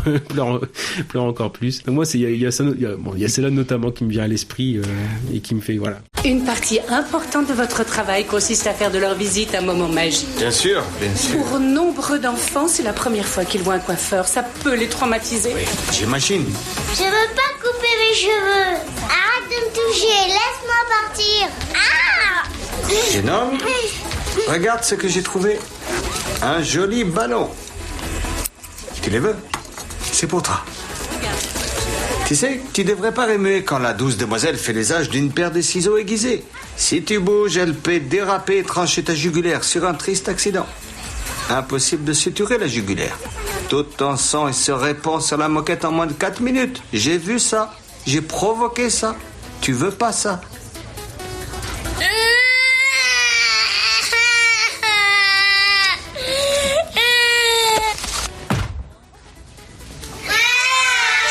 Bon, je pense, moi, c'est bon moment pour raser sa nuque. Faut lui faire vite. Quand j'avais ton âge, j'avais déjà tué 7 hommes de mes mains. Faut peut-être grandir un peu. On est beaucoup dans le too much, alors bon, pour ceux qui aiment ce genre d'humour, allez-y, c'est un très beau film. C'est très bon humour, en tout cas vous pouvez passer un bon moment avec. Dans le genre c'est un bon film, oui. Pas pour si on aime l'humour potache et cartoonesque, hein, parce que finalement on est dans ça aussi. Bon puis après il faut supporter un petit peu Mariah Carey quand même. Ça va, elle voit pas beaucoup non plus. Non. Mais c'est très bien de parler d'humour cartoonesque, parce que quand on voit de quel film on va parler en troisième, c'est une super transition. Une super transition, puisque bon on a fini avec Rien pour vos cheveux, donc de Dennis Dugan, et on enchaîne avec le choix de Gooby. Je vérifie quand même sur le papier qu'il n'y ait pas autre chose qui vienne nous sauver. C'est le bon point. C'est bien écrit, les Dalton. Les Dalton, donc de Philippe Haïm, un film de 2004 avec Eric et Ramsey notamment. Ouais, entre autres. On va surtout retenir ces deux-là. C'est déjà pas mal, je pense. Moi, je ne parle plus. Moi, Allez, bon courage Gooby. Je peux comprendre. Alors, comment résumer le film? C'est les Dalton. C'est les frères Dalton. Non, mais voilà, c'est une adaptation donc de la BD Lucky Luke. Je ne sais plus quel dessinateur d'ailleurs. Maurice, exact. Voilà. Donc adaptation des Lucky Luke de Maurice. Donc je pense pas que ce soit l'adaptation directe d'une des BD, mais en tout cas c'est tiré de l'univers qu'il a créé à travers les BD. Alors oui, comme c'est centré sur les Dalton. Alors c'est vrai que c'est pas forcément c'est pas tiré de genre par exemple la balade des Dalton qui avait déjà été fait en dessin animé, mais ils ont d'après ses dires, pour la préparation, le réalisateur s'est aussi inspiré de beaucoup de traits de caractère des Dalton dans les différentes BD, et il a même été jusqu'à avoir d'après ses dires 5000 planches pour vraiment s'imprégner du sujet.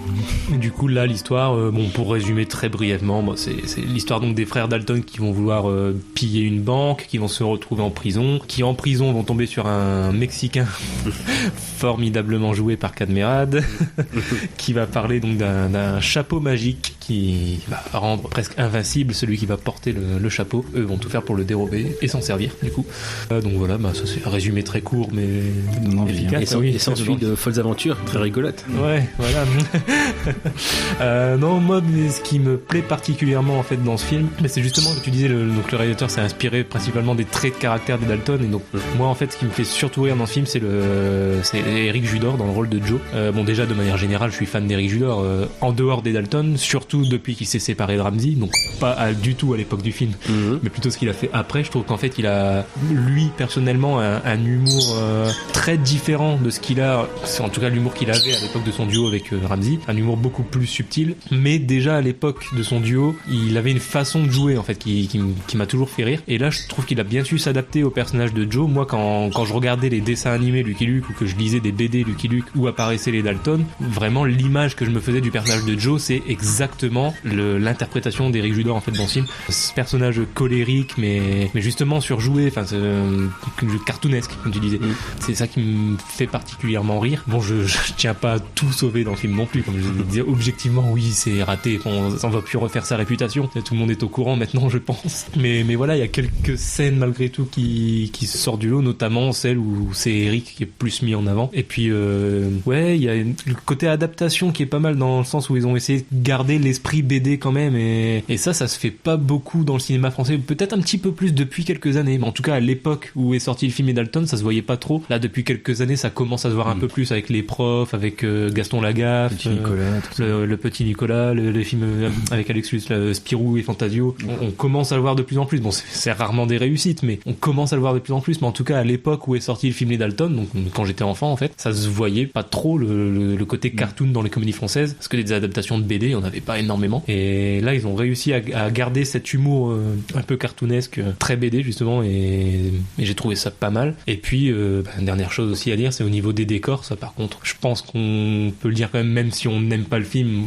d'un point de vue esthétique, c'est quand même pas mal, surtout pour une comédie française de l'époque, quoi. Ça doit pas. En plus, je pense que c'est pas un budget phénoménal. Bon, ça 26 millions. 26 millions, bon, quand même. je m'attendais à moins que ça. Voilà, parce que c'est une coproduction en fait. C'est franco-espagnol-allemand. Ah ouais. C'est pour ça qu'on a des acteurs allemands, des acteurs. D'ailleurs, le Lucky Luke, oui, style Schweiger. Donc on avait vu dans Inglourious Basterds, voilà, à l'époque Tomb Raider 2 de sinistre mémoire, et Atomic Blonde plus récemment. Et aussi beaucoup d'acteurs espagnols. On pense à El Tarlo, le méchant principal, celui qui possède le chapeau magique. Alors qui jouait, c'est je le place vite fait, c'est d'ailleurs il a un seul pseudo, Ravivi. Ah d'accord. Alors, qui était travailleur social et qui finalement s'est lancé peu à peu dans la comédie. Et donc on l'a revu par exemple dans Le Moine de Dominique Moll avec Vincent Cassel, dans un film que vous aimez beaucoup, Astérix Obélix au service de Sa Majesté. Voilà. Ah, surtout celui-là. Et bizarrement, je l'ai trouvé aussi dans Plus belle la vie. Mon Dieu. Voilà. Donc si vous voulez voir El Tarlo, quel CV magnifique. Très beau. Après beaucoup de films en bien sûr forcément en Espagne. Donc oui, c'est une coproduction, c'est-à-dire que c'était les derniers moments. Après ça peut exister encore forcément, mais on est loin de la grande époque des coproductions. Pour montrer le problème que ça peut amener, il faut avoir à l'idée justement notre Astérix, c'est Astérix et Obélix aux Jeux Olympiques. Où là c'était un vrai film de producteur puisque c'était Thomas Langman qui était à la réalisation. Bon, même s'il y avait Frédéric Forestier aussi pour le côté technique, mais c'était un film de producteur et donc il y avait plusieurs. Voilà, c'était vraiment un énorme budget. Et en gros, fallait, comme il y avait l'Espagne qui avait mis de l'argent, faut une scène avec un acteur très connu en Espagne. Comme il y a l'Italie, faut bien sûr, souvent au détriment du récit. Et ça donnait quelque chose de complètement indigeste. Donc là, heureusement, il y a que 3 pays, on va dire ça comme ça, que la France est majoritaire. Lucky Luke, il est présent de temps en temps, donc voilà, mais bon, il fait pas tâche, entre guillemets. Il fait plus de la figuration, on va dire, figuration présente, mais figuration quand même. Et puis là, Ravivi, comme on est au Mexique, pour l'Espagne, c'est pas trop gênant, c'est justifié. À part Jean Benguigui voilà. Ah, ça aussi, il faudra en parler de. Ah oui, il va falloir. La guerre des accents, quoi. Ah oui. Voilà, comme on aborde le sujet, on peut y aller directement. Par exemple, on a Eric qui nous ressort son sketch de super chinois qu'on avait aussi dans la Tour Montparnasse infernale avec la racaille de Shanghai. Ramsey qui nous fait un accent entier. Il y a Jean Benguigui en mexicain, c'est assez sympathique à voir. Ouais, donc là, c'est un peu la guerre des accents, ouais. Voilà. Bon. Qui sont généralement très mal faits d'ailleurs. Mais... Ouais, mais bon, c'est ce qui peut aussi amener le côté rigolo quand c'est loupé. Mais bon, généralement, aujourd'hui, ça passe mal. Le comique à accent, ça passe de plus en plus mal. Parfois de façon très, très justifiée. Où est-ce qu'on va avec ces petits chevaux là comme ça? Alors comme ça on est chinois. Pas de chance. Vous êtes tombé avec un des plus grands spécialistes du monde pékinois. Alors messieurs, je vous écoute. Oui, c'est-à-dire n'est pas 100% chinois. On est métis. Et je vous garantis qu'aujourd'hui c'est pas facile la double culture. On est nulle part chez nous. On a tout laissé en Chine. Vous vous rendez compte? On a laissé les tapotines, on a laissé nos nourritures. C'était chaud sur la table. Ma mère venait de faire les fritures, les nems étaient chauds, brûlants. Je dis, maman, laisse-moi manger. Non, va-t'en, retourne en Amérique, c'est toi. On a laissé les dongs, je me souviens, on était sur les dongs le matin. La brume sur les rivières, on battait On chantait, on partait sur le yang, c'est yang, sur le dong. On daïdé, maï, non, daïdé, on daïdé, yagoudiyé. On faisait du karaté. Ça, c'était la belle époque. Là-bas, c'est le karaté, quoi. C'est vraiment, là-bas, tu arrives le matin, pour te dire bonjour, fais un coup de karaté comme ça, tu la nuque. Quoi? Oui. Avez-vous déjà goûté le poulet braisé? Le poulet braisé du maître Chai. Oui, c'est-à-dire, on a la même mère, mais pas le même père. Ah, d'accord. J'avais pas compris. Comme ça, j'étais belliqueux comme ça. D'accord, tout va bien, hein? Eh ben, comme on dit au Mexique, eh ben, allez-y.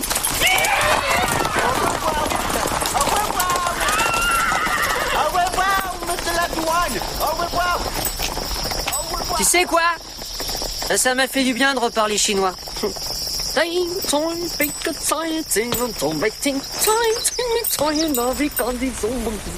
Donc oui, il y a ça. Bon, après, il y a moi après pour le film, j'ai beaucoup plus apprécié peut-être les moments caméo, bon, parce qu'on a quand même pas mal de personnes qui sont là. Donc comme tu l'as dit, il y a Cadmera dans Compagnon de cellule. Pour Jean Benguigui, c'est autre chose. Tout ce qui est le rassemblement des mamans de Billy the Kid, de Calamity Jane, ou a Sylvie Joly qu'on retrouve. Bon, on a forcément Marjolaine Longa dans le rôle de Ma Dalton. Il y a Marie-Pierre Cazé qui, alors là par contre, c'est pour les plus anciens. C'était celle qui était connue pour la pub Please où elle glissé sur une table longue entre guillemets pour faire le ménage pour que ça aille plus vite. D'accord. Avec la fin que je le ferai pas tous les jours. Résultat, les meubles restent brillants plus longtemps. Et c'est tant mieux parce que je ferai pas ça tous les jours. Donc Marie-Pierre Cazé, bon, il y a plein, ouais, puis plein d'anciens aussi, Darry Cole, bon, ça aussi c'est très daté, mais bon, ça fait toujours plaisir de les revoir. Jean Rochefort dans le rôle de Jolly Jumper. Jean Dujardin. Jean Dujardin. Alors, moi j'ai trouvé ça qui faisait un Buffalo Brice. C'est ça, tout à fait. C'est ça, tout à fait. Le cowboy vanneur. Donc en effet qui balance deux trois vannes à la fin, quasiment à la façon de Brice, quoi, parce qu'il est habillé en cowboy et pas en surfeur. Elle est où la fille? Hein? Elle est là la fille? Eh, beau gosse! Hein? Tu sais qui tu me rappelles? Mon pied gauche!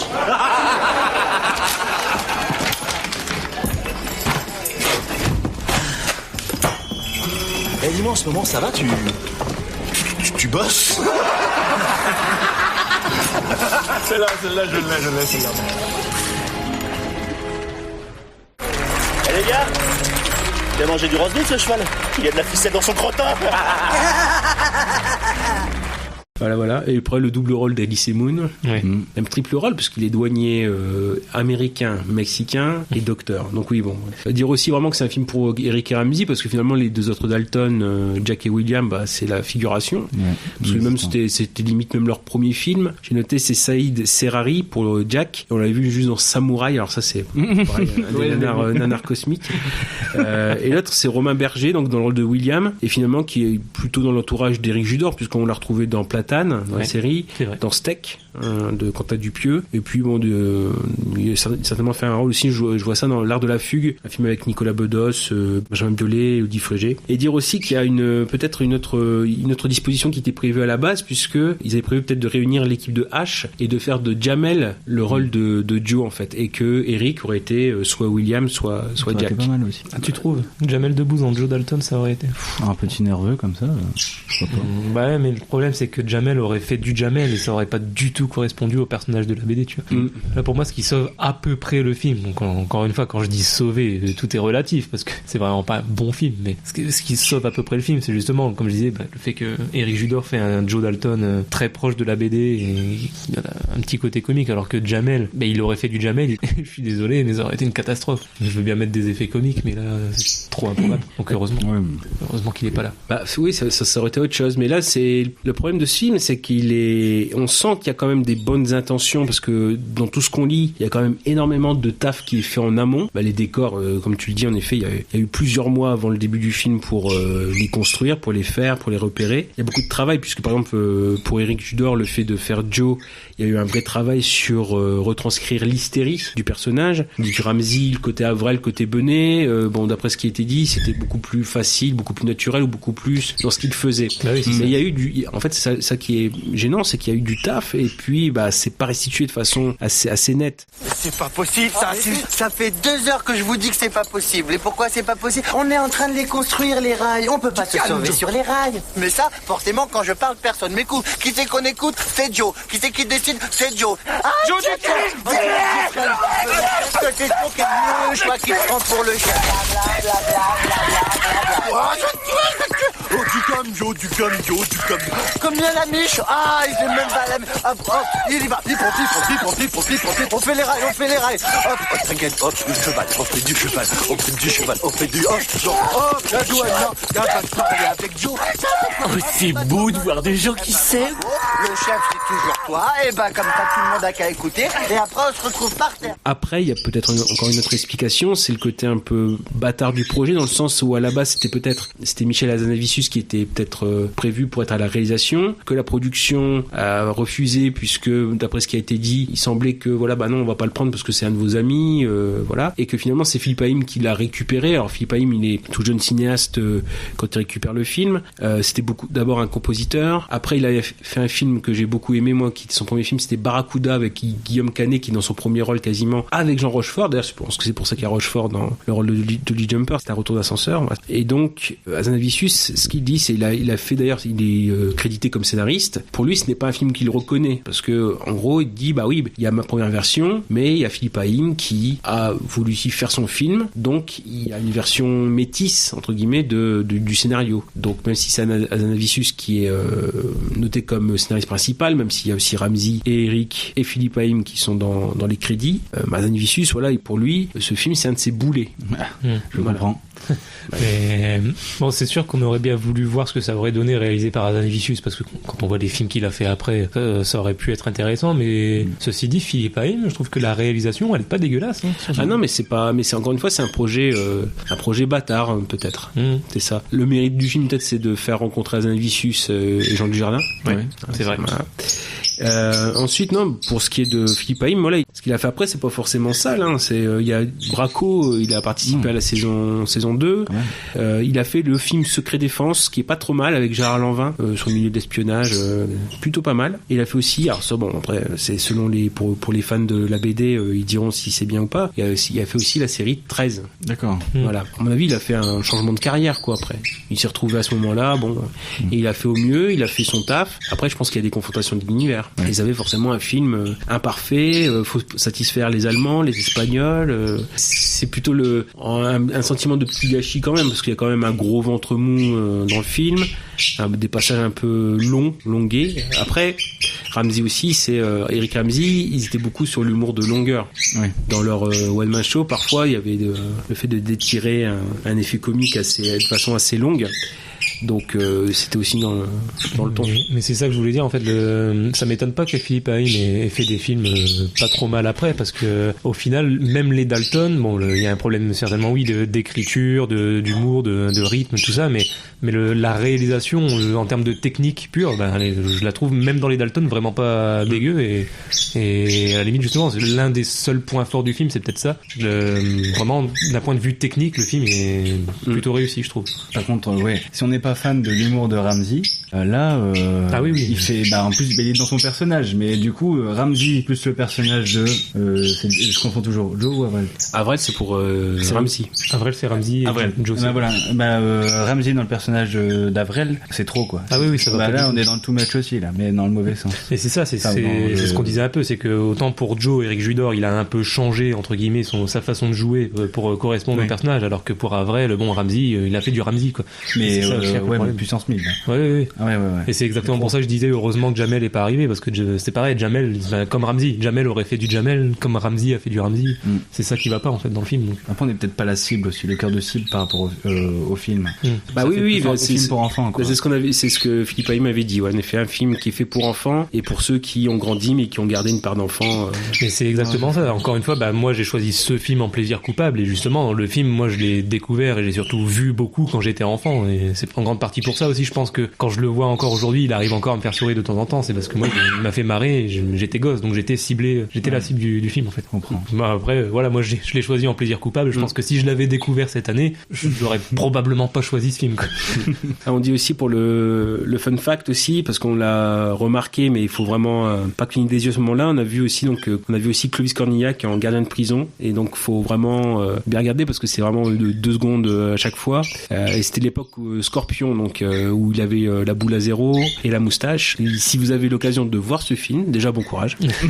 Et si vous avez 1h30 à perdre. Voilà, ou sinon on va vérifier rapidement. Voilà, c'est la scène de la prison au tout début. Voilà, Cornillac, parce il n'est pas forcément crédité, donc bon. Et même en le sachant, c'est pas évident de le reconnaître. C'est pas évident, faut le savoir. Voix, il a un peu forcé sa voix, travailler sa voix. Wow. Donc voilà, je pense qu'on a fait le tour à peu près pour les Dalton. Donc en effet, je l'avais pas vu avant, et je m'attendais à pire. Ouais. J'ai pas forcément passé un bon moment non plus, mais je m'attendais à pire. Mais ça m'étonne pas, parce que comme on en discutait un peu avant l'émission, on regarde sur les sites internet, sur Allociné, il a la note de 1/5. Ah oui, sur Sens Critique, je crois je sais pas si c'est toujours le cas, mais il a longtemps été en numéro 1 du sondage sur les pires films français de l'histoire. Donc ça n'a pas été battu par le Bat-Tring avec Vincent Lagaffe? Ah, peut-être, c'est possible. Je sais qu'en tout cas il a été pendant le Bat-Tring.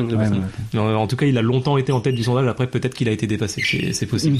Mais 1/5. Oui. Voilà, donc le film est vraiment considéré comme une énorme horreur du cinéma français. Je pense que c'est pour ça du coup que tu t'attendais à pire que ça. Il y a ça, et puis aussi à dire pour les auditeurs que moi je l'avais vu avant de démarrer l'enregistrement du podcast, mais qu'on l'a revu puisque Kazan n'avait pas visionné pendant qu'on installait le matériel, et qu'on vous conseille peut-être. Alors faut vraiment avoir une petite touche d'humour supplémentaire.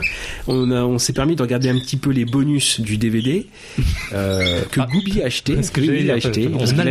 Il a le DVD, et que on s'est dit il y a dedans, ce qui est proposé, c'est le bêtisier qui dure 2 minutes, et en fait un bêtisier qui ne fait pas rire, puisque soit c'est des prises, c'est toujours des prises en dehors de plutôt dans le making of, dans le maquillage, etc., où oui, j'ai un gros nez, ah oui, bon voilà, donc il fait pas rire. Et finalement il y a notre bonus qui par contre lui est très rigolo avec le recul, c'est les guest stars viennent sauver le film.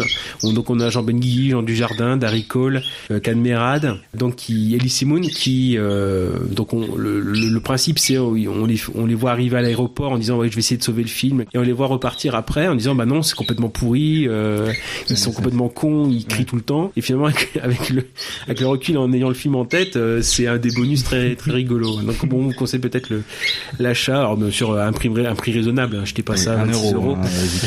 Voilà. Regardez les cash converters, etc. Voilà. Donc on a fini pour ce qui est donc des 3 films pour les plaisirs coupables. Comme d'habitude, on passe au film qu'on aurait proposé si on n'avait pas choisi celui qu'on a proposé aujourd'hui dans la catégorie plaisir coupable. Ça ou une reco. Mais là, je pense qu'on va choisir en effet 3 plaisirs coupables autres. Ah oui, à chacun. Et du coup, comme Kaza t'as été le premier, c'est à toi, Kaza. D'accord. Alors moi, c'est je peux pas en choisir 2. Ah bah si, bien sûr. Mais oui, rapidement. Dans ce cas-là, j'en choisis 2 aussi. Parce que là, là je suis j'ai fait Raid 2, Les Visiteurs 2, et là j'ai parlé de Taxi 2. Ah d'accord. Oui, ok. Que je trouve sous-estimé. C'est un film qui est plutôt en tout cas très mal noté sur Sens Critique déjà.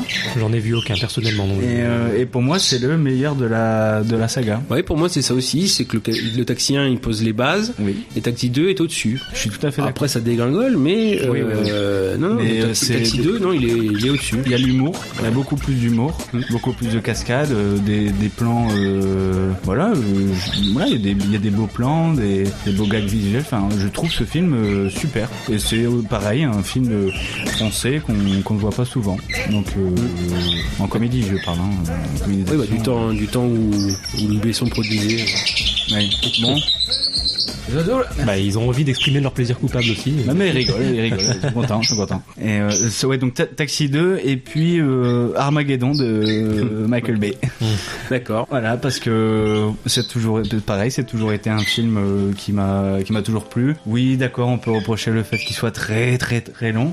Les Michael Bay, généralement. C'est un peu une prise d'otage. Hein. On disait too much. C'est too much aussi avec Michael Bay, mais là c'est carrément c'est jouissif. Dans ce film, on est vraiment attaché au personnage. En fait, on met beaucoup de temps avant de partir dans ce film. Je crois que c'est quasiment 2 heures, 2 heures à terre et une demi-heure dans l'espace. Mais on est vraiment attaché à chaque personnage, quoi. Et c'est pour ça qu'on a, on a les larmes aux yeux. Non, en vrai, j'ai pleuré comme un bébé. Je pleure à chaque fois comme un bébé à la fin. Bon. Et voilà, c'est un film qu'il faut voir au moins une fois, je pense. À partir du moment où moi j'ai choisi les Dalton, je ne peux que respecter tes choix. Bon, si la règle c'est 2 films, je vais en faire deux rapidement. Le premier, ça aurait été un film. Souvent dans les recos, je fais un film plus ancien ou étant le plus ancien de la bande. Mais là, non, je vais d'abord faire un film de 2017 ou 18, Fleuve Noir, donc de 2018, d'Eric Zonka, donc celui qui avait fait La vie rêvée des anges, avec donc Vincent Cassel, Romain Duris et Sandrine Kiberlin, qui en effet est un pur plaisir coupable, parce que si on prend les qualités filmiques du film, c'est assez compliqué, ne serait-ce qu'au niveau de l'histoire, l'incohérence, le fait, la façon dont le film est construit, c'est assez compliqué. Mais si on le voit complètement au second degré, c'est un film très très jouissif, parce que si on pense le jeu de Vincent Cassel qui est complètement halluciné, donc c'est en policier commissaire Visconti, complètement alcoolique, avec son impair à la Colombo, limite c'est filmé comme si on était dans les années 80, alors qu'on est vraiment dans le monde contemporain. Romain Duris, pareil, en professeur de français, limite. Sandrine Kiberlin, qui a pas du tout voulu faire de promotion pour ce film-là, dès qu'on lui en parlait, c'est non, c'était une très mauvaise expérience. Je ne souhaite pas en parler. Mais bref, au second degré, c'est complètement jouissif. D'ailleurs, je vous conseille j'essaierai de le mettre au lien si je m'en rappelle, le lien pour l'excellent épisode du podcast Any Given Film, qui a fait un épisode spécial dessus, et une fois qu'on a vu le film, qu'on écoute leurs commentaires, c'est encore plus marrant, quoi. Ça double le plaisir. Donc oui, un film complètement plaisir coupable, parce que il est clairement pas bon, mais avec tout le décalage que ça apporte, les compositions complètement hallucinées de Cassel et de Duris, qui semblent être complètement dans un autre film que les autres, quoi. C'est vraiment, et dire que c'était Depardieu à la base qui devait être à la place de Cassel, et que Cassel a repris le rôle à la va-vite parce qu'il préparait Gauguin, donc il y a eu la barbe, et puis c'est entre guillemets, attends, je vais voir avec ma costumière, etc. Puis finalement, on a trouvé on a trouvé le costume, c'est juste un impair, tout crasseux. Bref, Fleuve Noir, plaisir coupable. Et vite fait, alors là c'est un peu plus, c'est vraiment le pur plaisir coupable, parce que là c'est très très compliqué. C'est Cross de Philippe Sedbon en 1987. C'est le polar avec Michel Sardou. Et en fait c'est le film des premières fois. C'est un des premiers films de Philippe Sedbon. C'est un des premiers films avec Michel Sardou en policier, alors qu'il y a le cuir, blouson en cuir, pour montrer qu'il est fort au début. Il arrive à briser ou à écraser dans sa main un gobelet en plastique. Tellement il est fatigué, etc. Tellement il est fort. Et surtout des bizarreries, quoi. Marianne Chazelle, qui d'ailleurs on revient à elle, dans son premier rôle dramatique, elle fait la femme de Cross. Roland Giraud, pareil, qui jusque-là faisait des films comiques, il est dans un rôle de tueur à gages professionnel. Alors ça aussi c'est hallucinant à voir ça. Et dans le rôle du méchant principal, c'est Patrick Beauchot, Beauchot qu'on connaît peut-être pour notamment le ciné dans Le Caméléon, mais il a fait beaucoup d'autres films. C'est un des seconds rôles qu'on connaît qu'on a l'habitude de voir. Et donc c'est un film complètement hallucinant. C'est un objet un objet filmique non identifié, fini, quoi, complètement, et tourné avec très peu de moyens. La deuxième partie du film elle est tournée au Portugal, quoi. C'est vraiment... Et bref, bref, voilà, et même Sardou, voilà, on sent le côté désabusé de ce côté-là. C'est même lui a dit, bah ouais, moi avec mon physique, je peux pas faire Belmondo, et le voir en cuir avec des fusils à pompe, etc. C'est vraiment, c'est vraiment une curiosité, et c'est un film qui est assez court, donc finalement le revoir. Par contre, il faut une bonne lumière parce qu'il y a la deuxième partie du film qui est dans un hôtel de nuit et désert, et les scènes sont très très noires, enfin pas assez éclairées. Donc voilà. Et non, vraiment un film très bizarre, mais très plaisir coupable. Moi, c'est au film quasiment auquel je pense. Mais comme j'avais déjà consacré un épisode très long, c'était mon pilote dans Pellicule et Pourriture Nom, mon ancien podcast. J'ai fait 3 heures dessus. J'allais pas en remettre une couche. Mais Cross, ouais, vraiment, définitivement le plaisir coupable par excellence. D'accord. Bon, Goubi. Ouais, bon, alors ça tombe bien qu'on en prenne 2 parce que le premier, on va le considérer comme un demi-plaisir coupable, parce que je sais pas si on peut le considérer comme un plaisir coupable. C'est Nicky Larson et le parfum de Cupidon. Donc on parlait de Philippe Lachaud tout à l'heure. Donc je disais, je sais pas si on peut le considérer comme un plaisir coupable parce que bon, le film s'est fait défoncer quand il a été annoncé. Même oui. Et avant qu'il sorte, ouais. Voilà, avant qu'il sorte, quand il a été annoncé, quand Philippe Lachaud a été associé à ce projet, tout ça. Bon, voilà, les premières images qui sont arrivées, les premières bandes annonces, bon là, voilà, il se faisait vraiment lyncher. Et finalement, une fois que le film est sorti, les retours ont été plutôt positifs dans l'ensemble, pas non plus extraordinaires, mais il est plutôt bien vu, il a des bonnes notes sur internet, et je sais pas ce que ça a donné dans la presse, mais en tout cas au niveau des spectateurs, le film a été plutôt bien reçu et il a bien marché au box-office. Pour ça que je sais pas si on peut vraiment le considérer comme un plaisir coupable. Après, je pense qu'on peut quand même le considérer dans le sens où ça reste un film avec un humour un peu bof, enfin même très bof, sur le personnage de Nicky Larson qui est accro aux femmes et tout ça. Bon, il y a beaucoup de blagues en dessous de la ceinture, tout ça. Donc, je pense qu'on peut le considérer quand même comme un plaisir coupable. Mais en tout cas, j'ai trouvé très efficace et j'ai surtout été super agréablement surpris là aussi de la réalisation, même du point de vue des scènes d'action, parce que justement, comme la plupart des gens, quand j'ai vu Philippe Lachaud associé à un projet comme Nicky Larson, je me suis dit mais comment, même s'il y avait on va dire une scène de course-poursuite dans Babysitting ou ce genre de choses, quand même on s'est dit pour un film Nicky Larson ça va être compliqué pour lui d'être fidèle de ce point de vue-là. Finalement, d'un point de vue action, je trouve que le film a rien à envier aux comédies d'action américaines, vraiment très très bien mise en scène. Il y a même un côté très Deadpool, je trouve, dans la réalisation de certaines scènes, notamment avec la scène où il y a une balle qui est tirée par Nicky Larson, puis la caméra va suivre la balle au ralenti, ça fait très Deadpool tout ça, et en plus une des musiques de Deadpool qui est réutilisée dans ce film là, donc à mon avis c'est pas anodin, mais voilà, donc en tout cas très agréable surprise de ce point de vue là. Et le deuxième film que j'ai choisi, bon là on est vraiment dans du plaisir coupable, c'est Voyage au centre de la Terre 3D avec Brendan Fraser. D'accord. Brendan Fraser.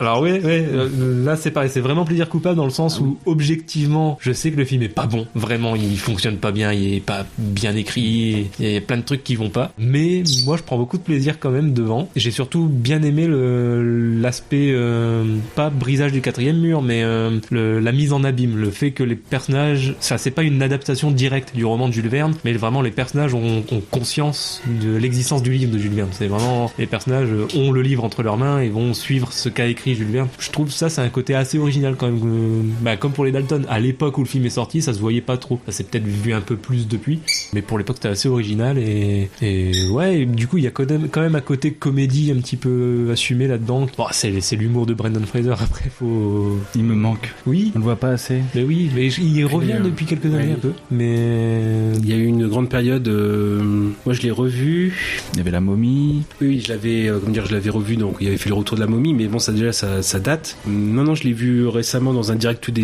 je crois qu'avec Travolta, et par contre ouais, il a pris un peu de poids quand même. Ah oui beaucoup.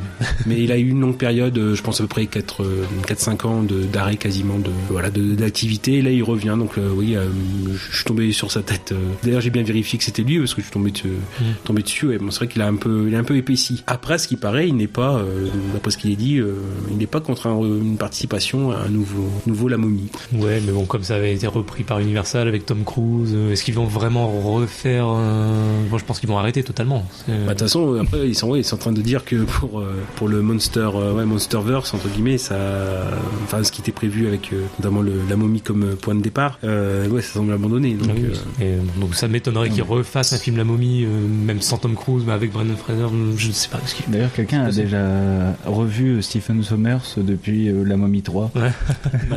non, du tout. Je pense que T'as disparu des radars. En tout cas, voilà, Voyage au centre de la Terre, donc plaisir coupable, oui, objectivement le film fonctionne pas, c'est pas vraiment à la limite un film d'aventure à peu près correct, mais sans plus. Mais j'ai bien aimé le côté mise en abîme et puis l'humour de Brendan Fraser, donc encore une fois un humour particulier auquel on adhère ou pas, mais c'est un personnage qui ressemble beaucoup au personnage qui jouait dans La Momie justement. Voilà. Dis-moi, tu trouves pas que Brendan Fraser c'est un peu l'ancêtre de Dwayne Johnson, The Rock? Parce qu'après on le revoit dans plein de films, on voit disparaître Brendan Fraser au détriment de The Rock. On va voir souvent dans Jumanji, dans tous ces films. D'ailleurs, il a pas fait un film dans le même genre en fait que. Mais il y avait le spin-off le roi Scorpion. Oui, voilà, le roi Scorpion. Non, mais Voyage au centre de la Terre, quelque chose comme ça. Ah mais si, il a fait Voyage au centre de la Terre 2, c'est lui qui a repris pas le rôle de Brendan Fraser, mais je crois qu'il jouait quelqu'un de sa famille, je crois, ou non sa famille, non c'est le gosse c'est le gosse de Voyage au centre de la Terre qu'on revoit dans le 2, donc dans le 2 ils disent oui, enfin mon oncle est plus là, enfin en gros il est parti, bon il est pas mort, mais il trouve une excuse pour dire que en tout cas que Brendan Fraser fait plus partie du film, mais donc le rôle principal du coup revient à Dwayne Johnson, donc non, c'est pas quelqu'un de sa famille, mais c'est lui qui va prendre sous son aile en gros le gosse du premier. Je savais pas, mais du coup on voit bien, du coup c'est vraiment et d'ailleurs c'est complètement débile d'avoir appelé ça Voyage au centre de la Terre 2 parce que ça n'a plus rien à voir, c'est l'île mystérieuse, le centre de la Terre est plus jamais évoqué dans le film. Donc oui, pour Stephen Sommers, vite fait je vérifiais, donc oui, alors pour La Momie 3 il avait produit, pas réalisé. La dernière le dernier gros succès entre guillemets qu'il a fait, c'est en 2009, c'est G.I. Joe, le réveil du Cobra. Waouh. Voilà. Et non, il a fait un dernier film en 2013, alors Hot Thomas contre les créatures de l'ombre, un film fantastique avec William Dafoe par exemple, mais bon depuis 2013 plus rien. Bah ça m'étonne pas. D'accord. Donc on a fait le tour cette semaine pour ce qui est du thème, à savoir les plaisirs coupables. On se retrouve donc la semaine prochaine pour un autre thème. Bien sûr, si on a les liens pour les réseaux sociaux pour se joindre, pour que vous puissiez aussi proposer des choses, on est à l'écoute ou vos retours tout simplement. Mais bon, ça sera noté dans la fiche de l'épisode. Sur ce, donc oui, comme je l'ai dit, on se retrouve donc la semaine prochaine pour un nouveau genre de prédilection. On continue encore de se présenter, toute l'équipe de Tu l'as vu. Donc c'était cette semaine, c'était bien sûr Monsieur Gravelax, c'était Kaza et c'était Goubi. À la semaine prochaine. À bientôt. Salut.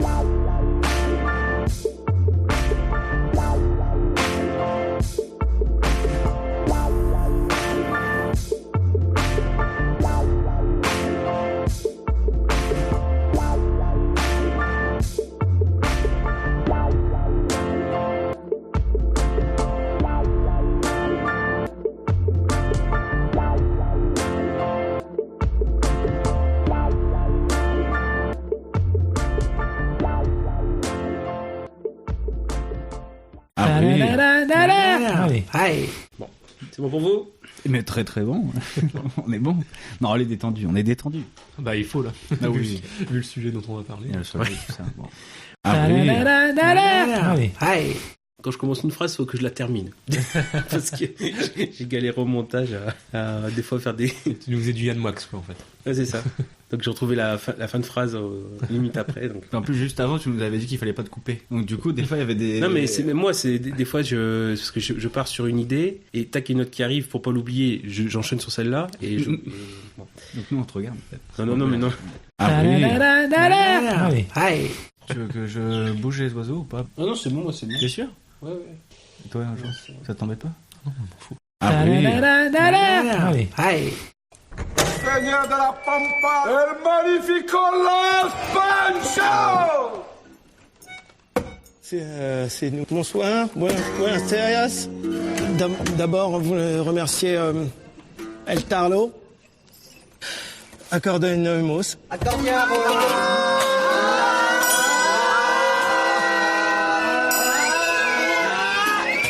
¡Caramba! ¡Música! ¡Ándale! La cintura de estación de corazón de mi mujer. La mi estación de la mujer. De estaciones de la estación. La mi estación de la mujer. De la cocina con el guacamole. La mi estación de nosotros de la mi.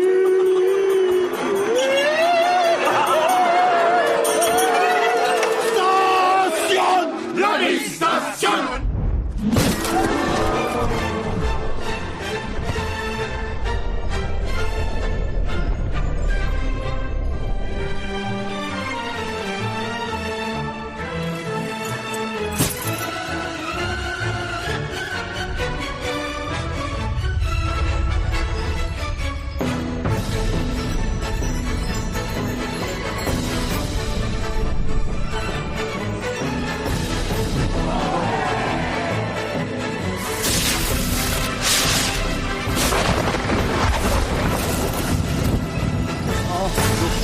Joe, ça va pas? Ça va.